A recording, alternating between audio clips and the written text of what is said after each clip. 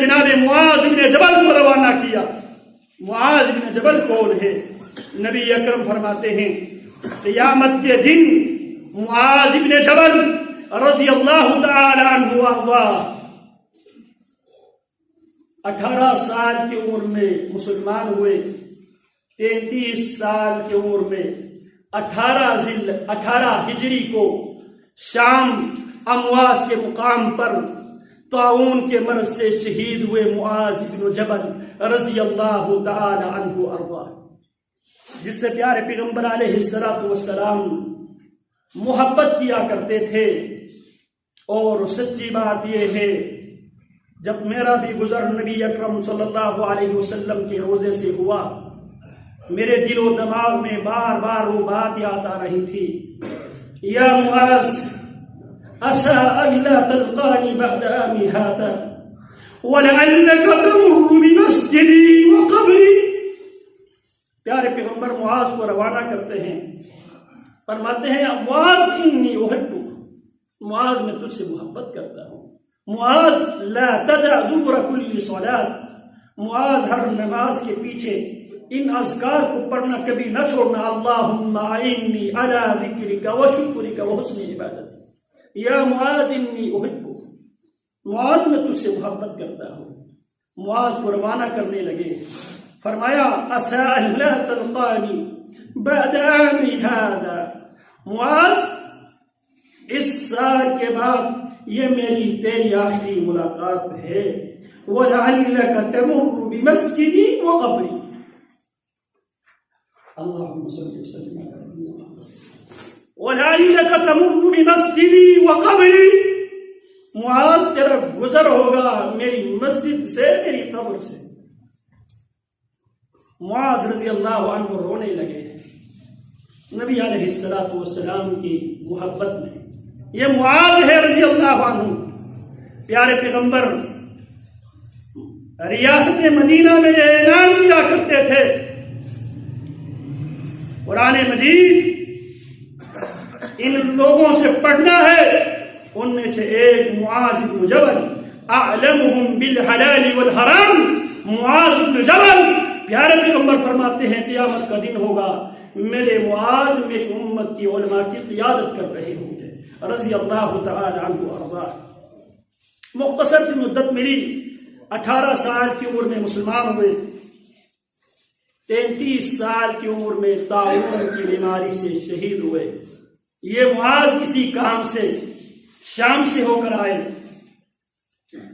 شام میں شامیوں کو دیکھا، شامی اپنے بڑوں کو، اس کو کہتے ہیں سجدہ تحیہ، شامی لوگ اپنے بڑوں کو سلام کرتے ہوئے سجدہ کیا کرتے تھے۔ سجدہ عبادت ہر شریعت میں حرام رہی ہے، سجدہ عبادت ہر شریعت میں حرام رہی ہے۔ جناب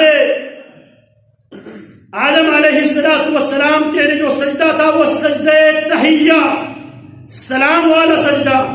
جناب یوسف علیہ السلام کے لیے جو سجدہ ان کے بھائیوں نے کیے تھے وہ سجدہ تحیہ، سلام والا سجدہ۔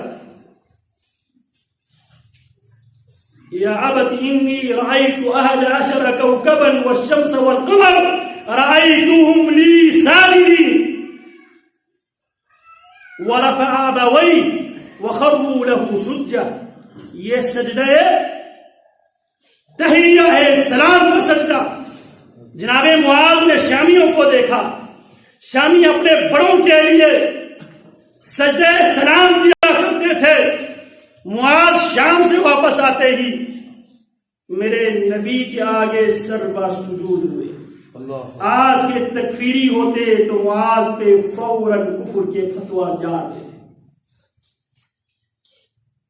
آگے محمد الرسول اللہ صلی اللہ علیہ وسلم بیٹھے تھے۔ آپ نے پوچھا ما ھذا یا معاذ، معاذ یہ کیا کیا؟ کہنے لگے اللہ کے حبیب ملک شام سے ہو کے آیا ہوں، شامی اپنے بڑوں کے لیے سجدہ تعظیمی بجا لاتے ہیں تو آپ زیادہ حقدار ہیں ان سے کہ آپ کے لیے سجدہ سلام کیا جائے، سجدہ تحیہ کیا جائے۔ میرے نبی نے فرمایا معاذ میری شریعت میں کسی غیر اللہ کے لیے سجدہ کرنا جائز ہوتا، میں عورت کو پابند کرتا، وہ خاون کے لیے تعظیماً سجدہ بجا رہا ہے۔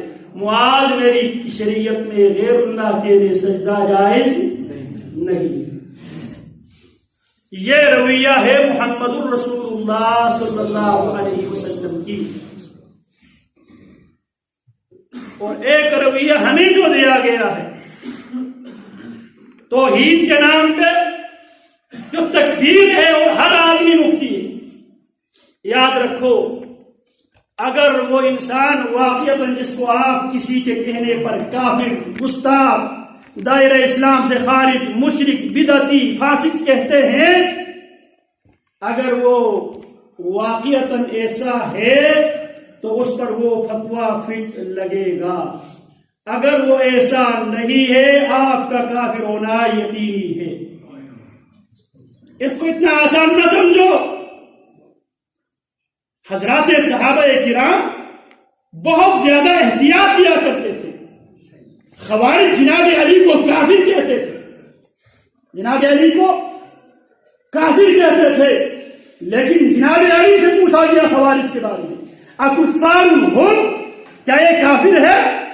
فرمانے لگے یہ میرے علی کی، یہ میرے صحابہ کی رویہ ہے۔ من الکفر فروا، کفر سے باغے ہوئے ہیں۔ اہم منافقون، پوچھنے والا پوچھتا ہے اگر کافر نہیں تو کیا منافق ہے؟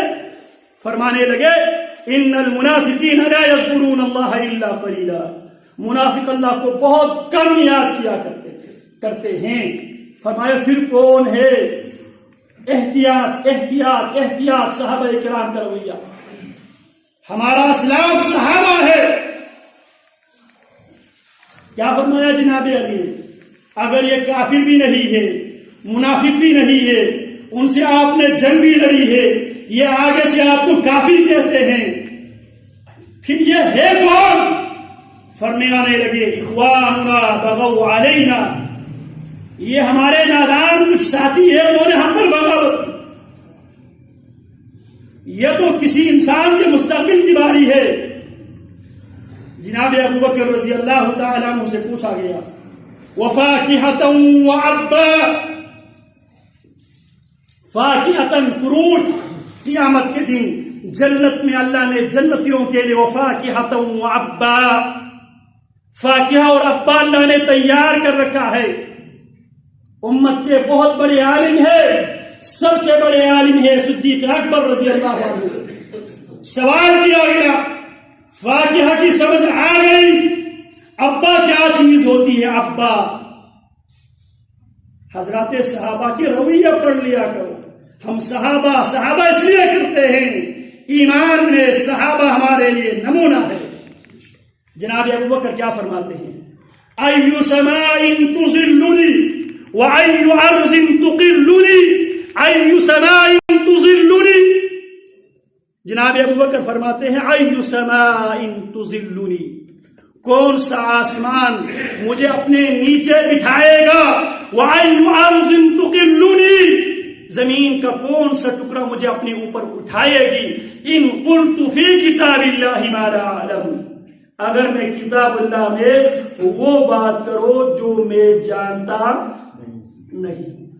اور میں نے آپ کو ذکر کیا تھا، عرض کیا تھا، اللہ پر بغیر علم کی بات کرنا یہ شرک کی ماں ہے، شرک سے بڑا گناہ ہے۔